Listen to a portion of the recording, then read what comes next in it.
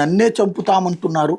Bypass పక్కనే ఉన్న కోట్ల విలువైన స్థలాన్ని తప్పుడు డాక్యుమెంట్ సృష్టించి రాష్ట్ర తెలుగు యువత ఉపాధ్యక్షుడు దియా రామకృష్ణ ప్రసాద్ కబ్జా చేశారని పేర్కొంటూ సయ్యద్ రోషన్ బి అనే ముస్లిం మహిళ, ఆమె సోదరుడు రోషన్ ఇతర బంధువులతో కలిసి ఆందోళనకు దిగిన ఘటన స్థానికంగా సంచలనం సృష్టించింది.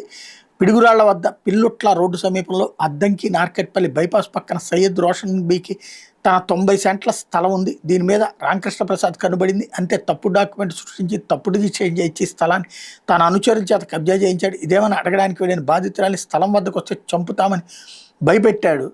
మహిళని కూడా చూడకుండా నోటికొచ్చినట్టు దుర్భాషలాడుతూ దురుసుగా ప్రవర్తించి భయభ్రాంతులకు గురి చేశాడు. ఈ దారుణంపై బాధితురాలు తహసీల్దార్, మున్సిపల్ పోలీస్ శాఖ కార్యాలయాల చుట్టూ తిరుగుతున్నప్పటికీ న్యాయం దక్కలేదు. ఈ క్రమంలో ఏకంగా కబ్జా చేసిన స్థలంలో గోడ నిర్మించి రామ్ టౌన్షిప్ అని ఆర్చీని ఏర్పాటు చేశాడు. ఈ నేపథ్యంలో రోషన్ బి ఆదివారం తన సోదరుడు ఇతర బంధువులతో కలిసి స్థలం దగ్గర నిరసన బైపాస్ రోడ్డు మీద రాస్తారోకో నిర్వహించారు.